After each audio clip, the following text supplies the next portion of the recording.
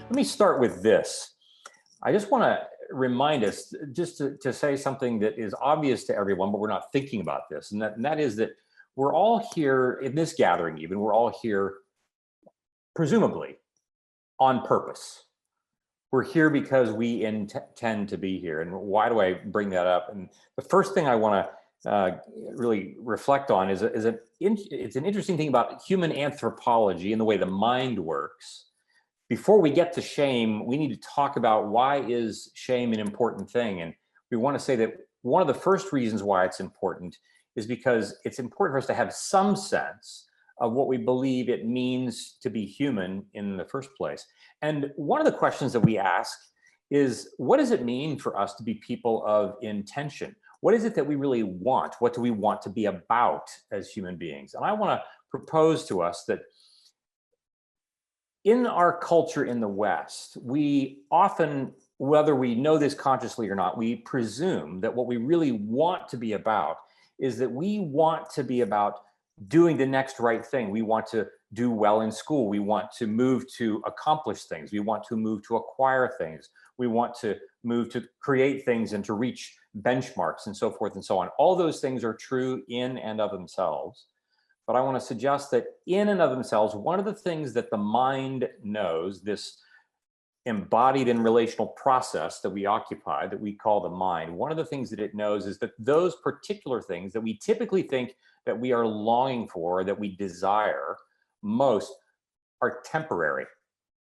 And what I mean by temporary is that the mind has a way of recognizing that in time, when we acquire certain things, when we've gotten the A or the B, when we've acquired the job, when we've acquired the marriage or where we're going to live, our mind is already moving on to the next thing. Our mind knows that once we've reached a benchmark, it's moving on to the next thing.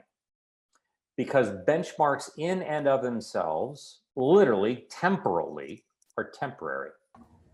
We have them, you win the Super Bowl, and within 10 minutes of being done, people want to know, is Tom Brady going to win it next year? We don't really care anymore if he's just won it tonight. We want to know if he's going to win next year. And this is a thing that the mind does. This is how our brains tend to operate. But I want to invite us to consider that an even deeper longing and desire that we have as human beings is that we first desire to be known.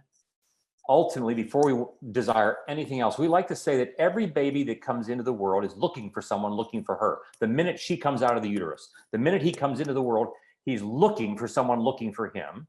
Even if his 100 billion neurons, as poorly formed as they are, don't consciously know this yet.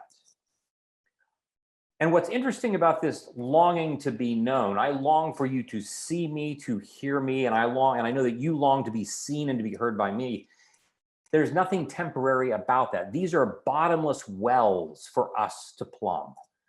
There is no end to the degree to which you can be known by me and me by you. And you put 4 or 5 or 10 of us in a room, and the degree to which this depth of being known deeply never really finds an end point. There is no end point to this, like there is to once I acquire my house.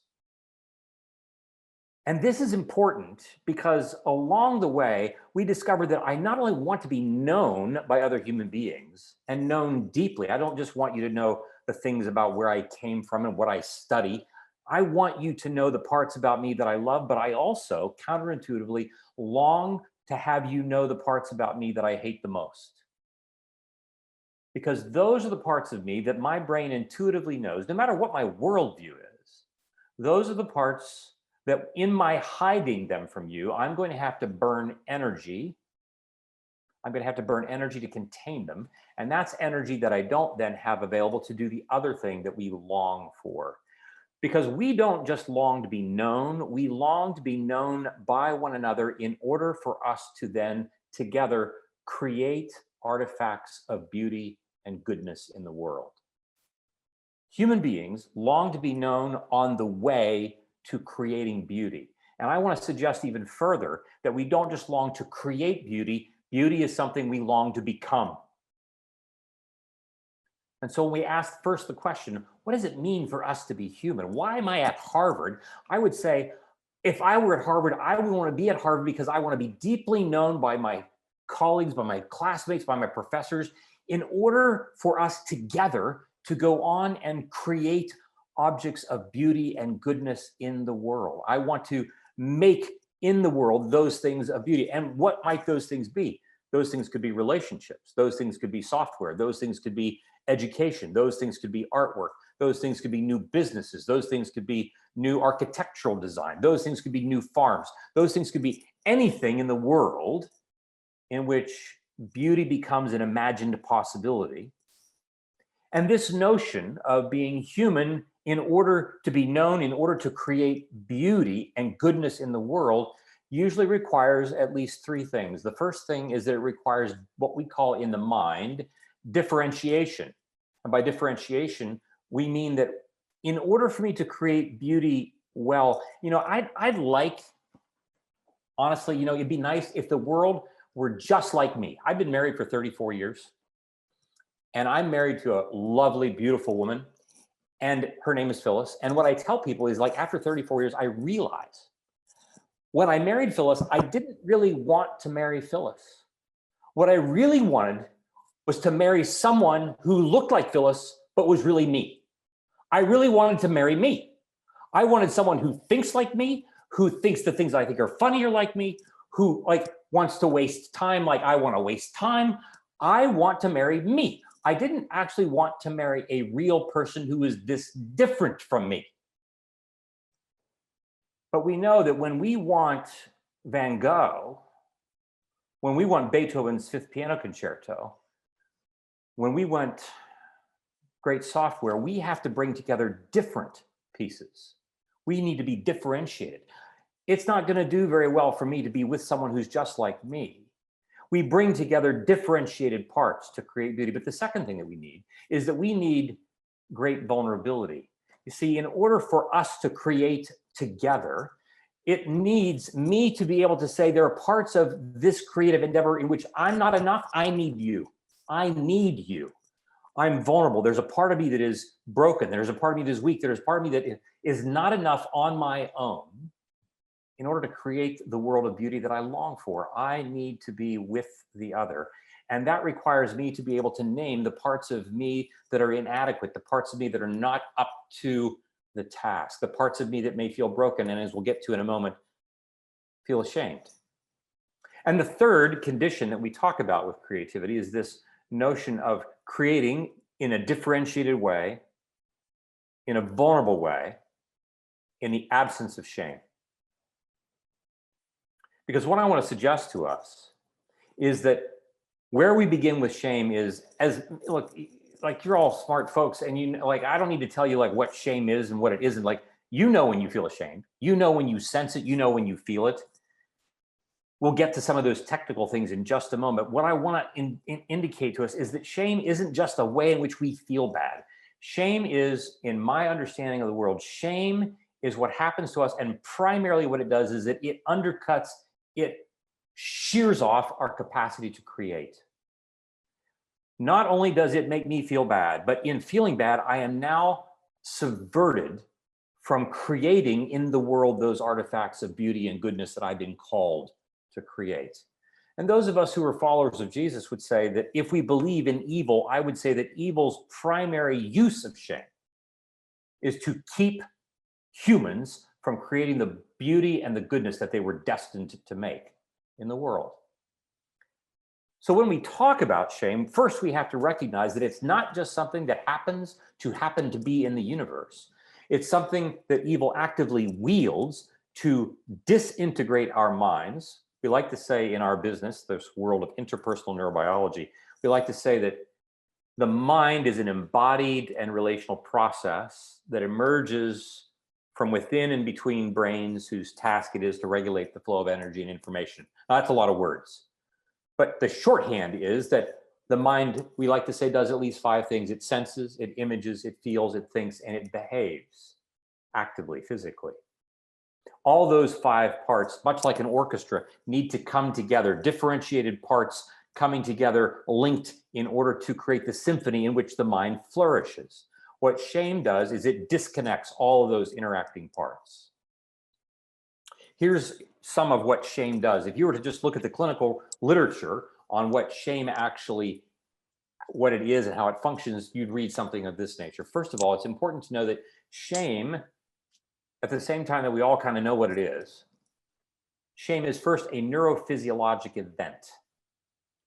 It is first something that I sense literally in my physicality. It isn't just something that first happens because I think it. It is something that happens literally in my embodied awareness of the world.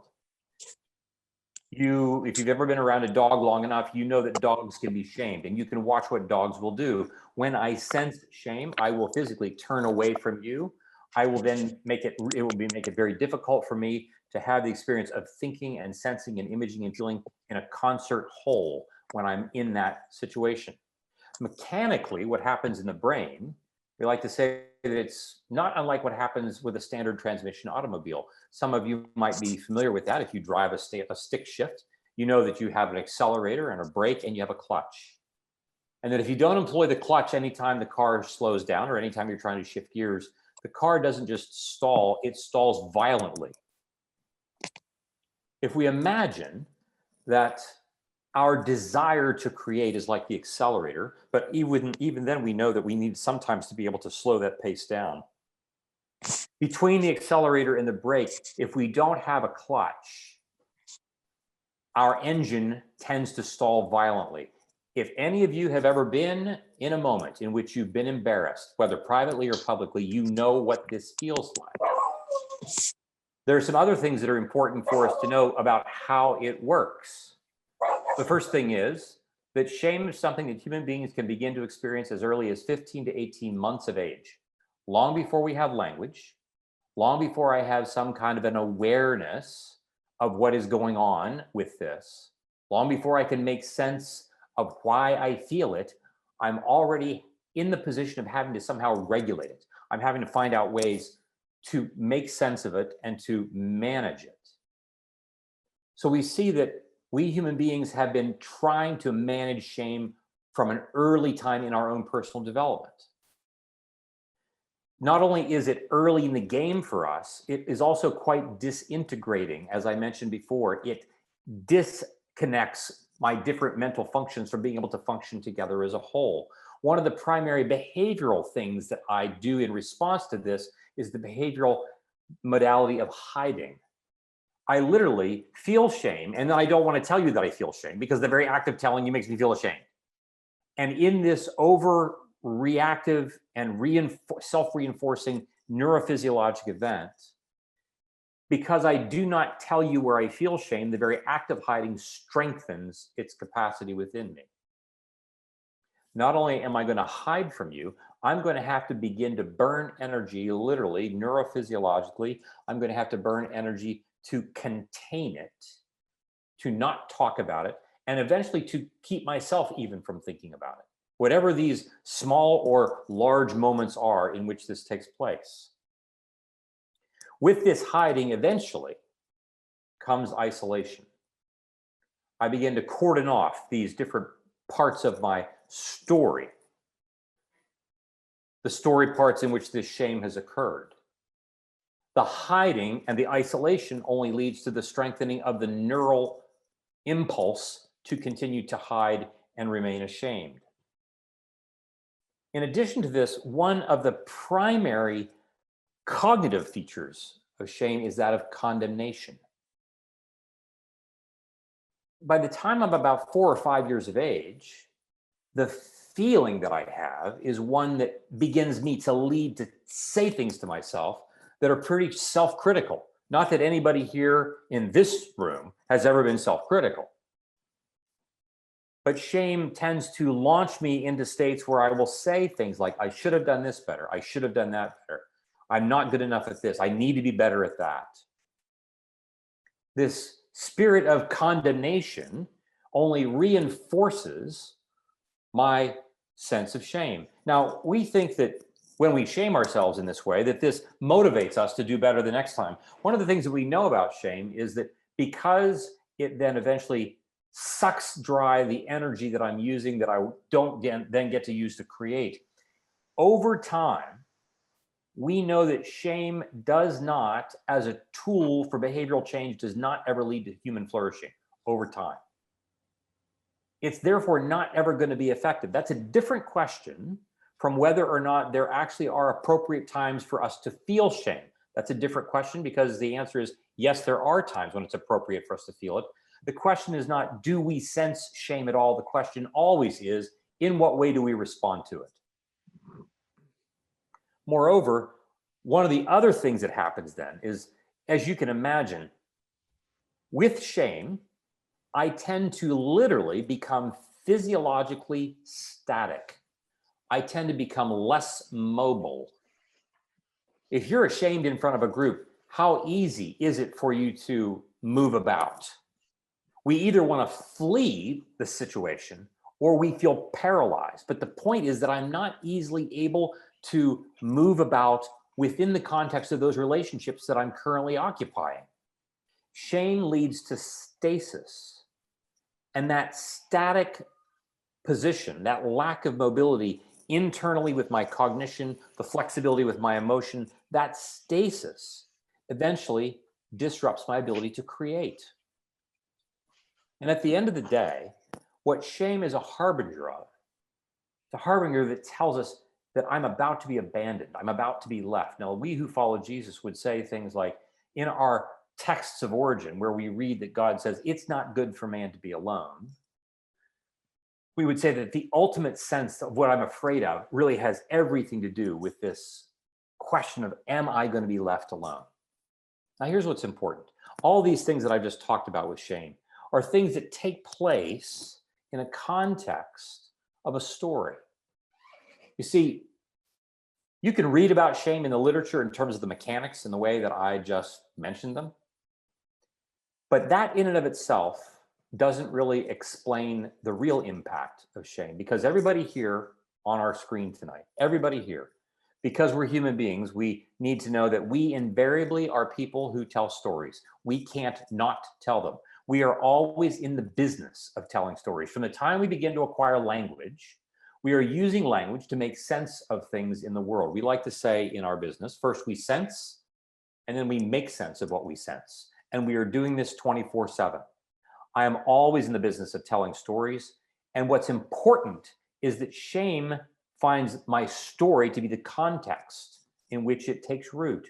And then it begins to shape the very story that I tell. If I'm a kid who, at age 10, comes to my dad with a 92% on my math score, and I'm really pretty excited about this, and my dad says, well, that's great, where's the other 8%? If that's the story in which I live, I begin to consider that, like, this shame, like I came to my dad with joy, and now the experience, the neurophysiologic experience of shame is getting spliced together with the experience of joy. And so a number of things begin to happen. I begin to tell myself, without even using words as a 10-year-old, that to feel joy is dangerous, because the moment that you begin to offer something to someone in joy, there's the risk that I'm going to feel bad like that. I don't need words to tell that story, because most of the best stories don't even need words to be told. If you were to go to the best movies, most of what makes a movie great is it's going to be its dialogue, but also its score and its cinematography. So much of how we tell our story is wrapped up in the emotional element of that.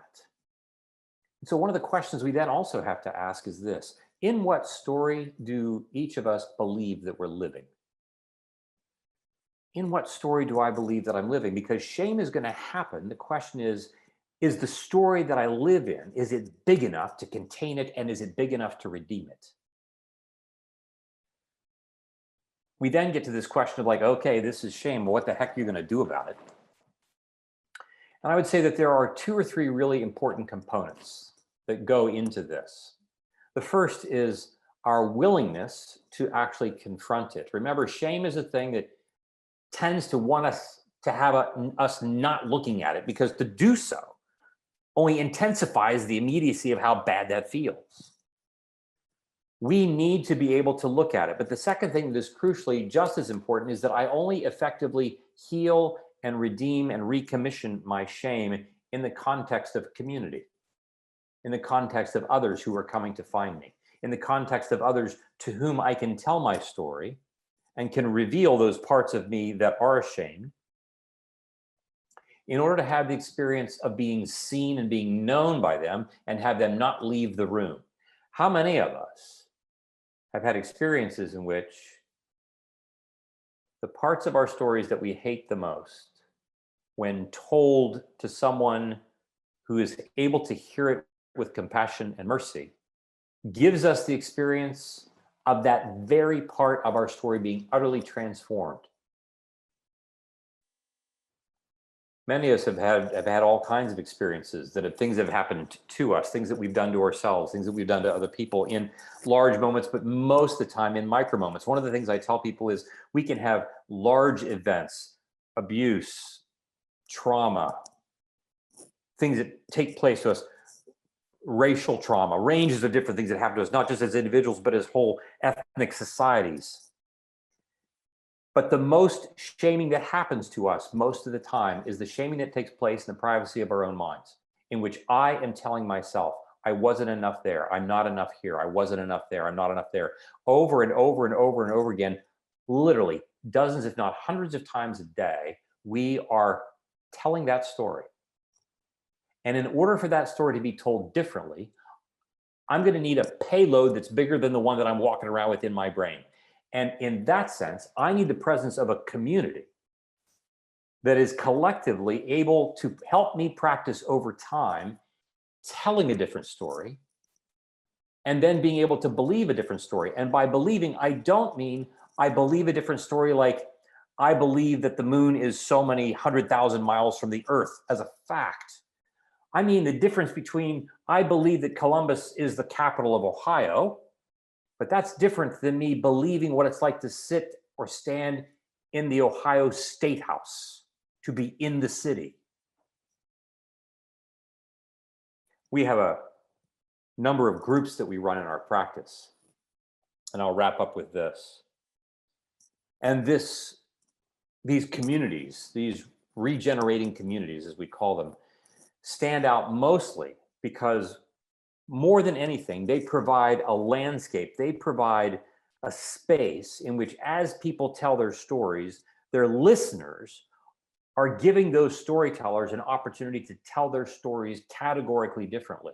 And they're not just giving them different facts on the ground, they're giving them different neurophysiologic experience in the group, such that my felt sense of my story is different because I'm seeing you see me in this moment.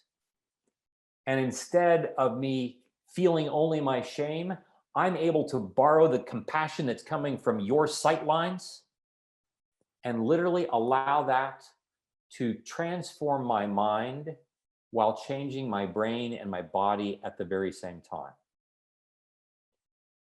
These kinds of transformations in our stories take time and practice.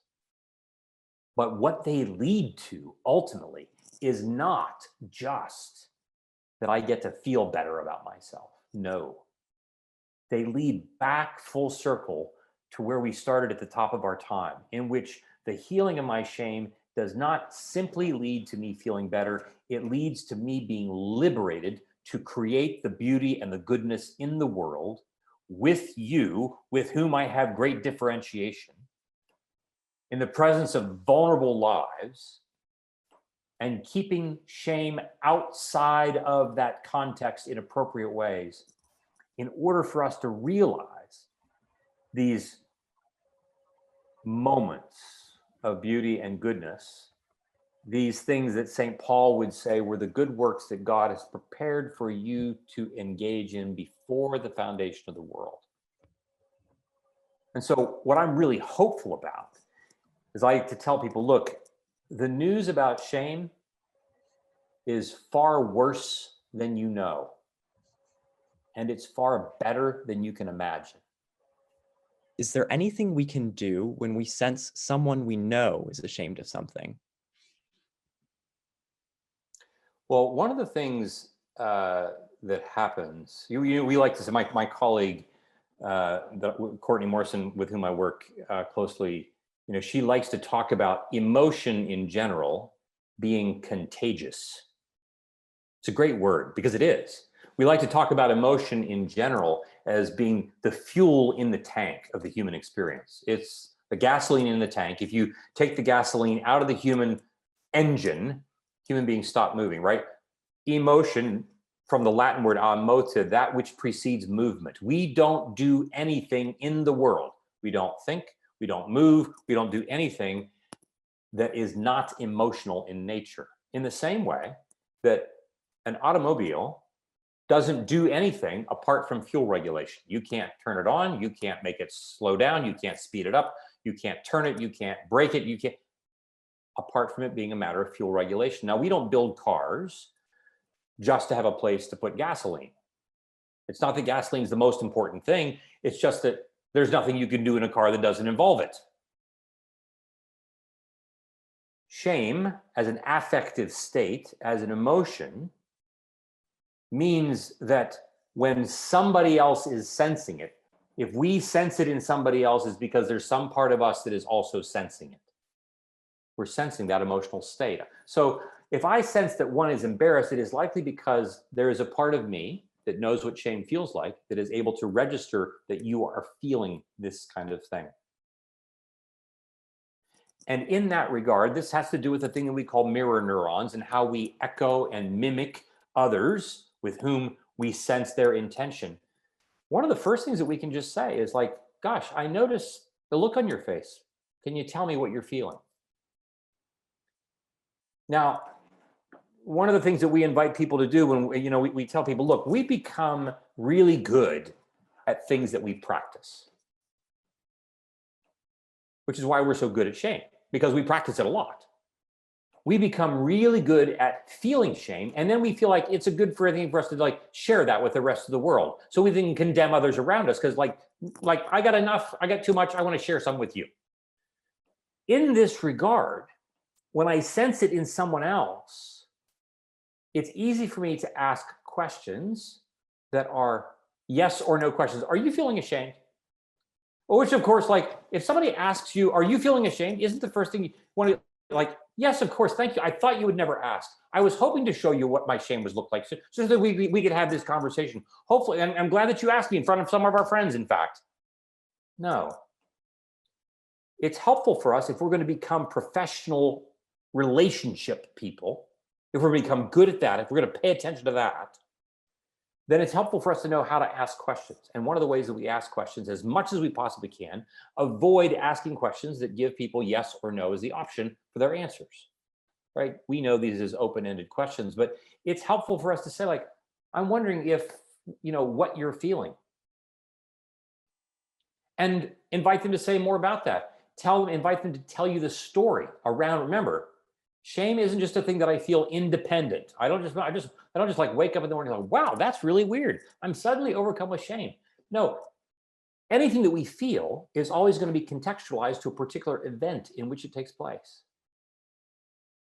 And so if I'm feeling shame, if that person is sensing, if you're sensing that they're feeling shame, it's good to be curious about what's been happening with you in the last 10 minutes, in the last day. I'm noticing some things. And to be able to say, gosh, I noticed the look on your face. We like to talk about having 7 different kinds of nonverbal cues that communicate about 85 to 90% of whatever it is that human beings are communicating to each other. I notice that you're just kind of like being pretty quiet today. I notice that you're not looking at me very much. I notice that you haven't talked much.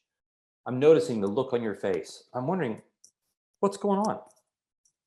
One of the things that's important for us to make sure that we don't do is not to, with certainty, ascribe to people that they feel things that they haven't actually told us themselves that they feel. Now, we might be correct. We might be able to understand and know that that person looks ashamed. I'm sure that that's what they're feeling. But it's going to be really important for us to give them the opportunity to name it themselves. Because it is in my naming what I feel, especially what we call afflicting emotion, right? Negative emotion, emotion that I find to be unpleasant. As I name it, the naming of negative emotion, the naming of unpleasant emotion is the first step to being able to regulate it. Part of why I don't name things that I feel are the same reasons why a 3-year-old, when suspecting that there are monsters in her closet because of the light that is casting shadow from the hallway into her bedroom, she doesn't get up and go look for where the monsters are. She pulls the covers up over her head because she thinks, if I don't look at them, they can't see me. If I feel these things and I name them, then it's going to be worse. So I don't name the monsters in my closet. But here's the thing. If dad comes into the room because she's crying and he says, well, what's going on? And she says, I know there's monsters in the closet. Could you please just close the door? And what does a wise father do? No, he picks her up and he takes her to the closet. And she's like, no. But the moment that they open the door and he turns the light on, he sees that it's just a pair of boots. And she then knows that the very act of naming things helps to tame things. And part of why that's true is not just because I'm connecting my left brain and my language centers with my emotionally kind of charged right hemisphere and my lower brain portions that are feeling and sensing this. I'm bringing an integrated whole together, but also because I'm doing it in the presence of another human. My healing is always going to take place, not just in the presence of, but because of the presence of another person. For you to invite me to be known, even in my shame, is the very thing that allows my shame to be transformed because you are in the room, enabling those new neural networks to form in my brain while my mind is being changed at the same time. And so when we notice what we believe someone's distress of shame to be, we see that in them. Being curious, being courageous, being compassionate, in helping create the space for them to tell their story more effectively, which of course may not happen in the next 30 seconds, are some important steps for us to keep in mind to not just make sure that shame stays where it needs to belong, but also to invite those parts of their story into the room in order for them to be healed.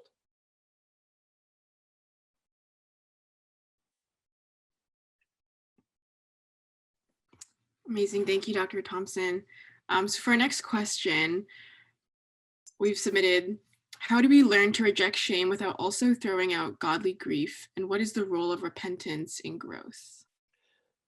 Wow, what a great question. And I think that, whoever's asking this question may, in fact, be thinking of the very text to which I usually refer people when we talk about this question. This gets around to the issue of, is there, and I've been asked this a lot, is there such a thing as helpful shame?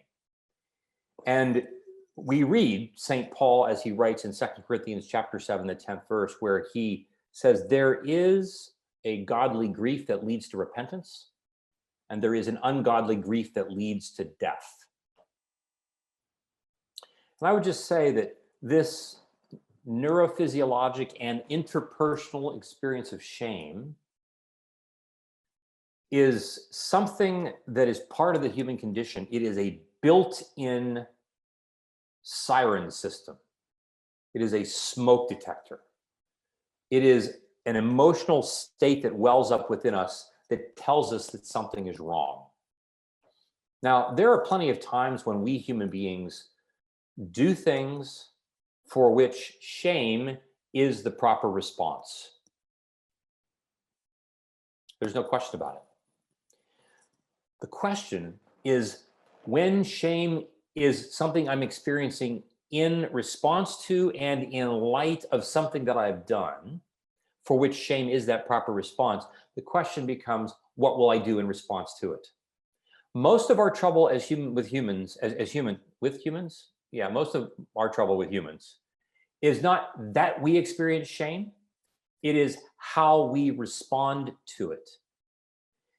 And here's the key element that we see, and this is reflected in the creation text, Genesis 2, Genesis 3, Genesis 4, Genesis 5, and 6, this notion that where shame is actively destructive, it is that way. It takes place in that way in contexts in which people are first being separated from one another.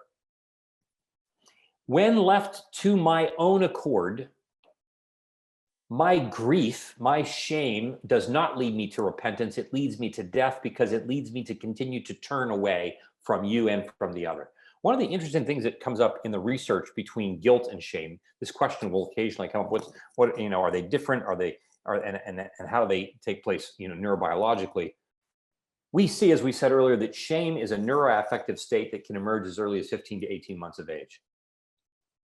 The thing that we call guilt is a similar neurophysiologic response, interpersonal response, that typically does not begin to emerge in human beings until they're somewhere around the ages of about 3, maybe 4 to 6 years of age. And it is deeply related to the development of the prefrontal cortex. The development of the prefrontal, like, I don't need my prefrontal cortex to feel shame. To feel guilt, a number of things have to take place, one of which is, I am now aware that I have done something that is wrong, that is separate from myself. You know, guilt, we would say, I've done something bad. Shame says, I am bad. With guilt, I have this awareness that I've done something that is separate from me, and it typically affects a relationship with somebody else that I have. But my brain has to be well developed enough in order for me to be aware of these things. But here's another key difference between these two neurophysiologic events. When human beings sense what we call guilt, especially if they've committed some act against someone with whom they have a close relationship, their typically first response is to move toward that person in order to create a reconciliation process. Guilt will move me toward a person. With shame, I won't do that. It is too painful for me to turn toward you with shame, which is why I need you to come find me in my shame. Which is why when my shame finds me in isolation, it is more likely that I enter into this whirlpool that eventually literally leads to death. An ungodly grief leads to my demise, because shame writ large in my isolated state means I stop creating, I stop seeing myself or others as lovable, and I become static unto death. But godly grief turns me toward the other and allows me to be open to a community that points something out to me to which I would say, wow, I've screwed this up. What are the things that I need to do to make this right? But my ability to do that does not come apart from my already having established a connection with people who I trust will stay with me, even in the middle of the presence of my shame to begin with.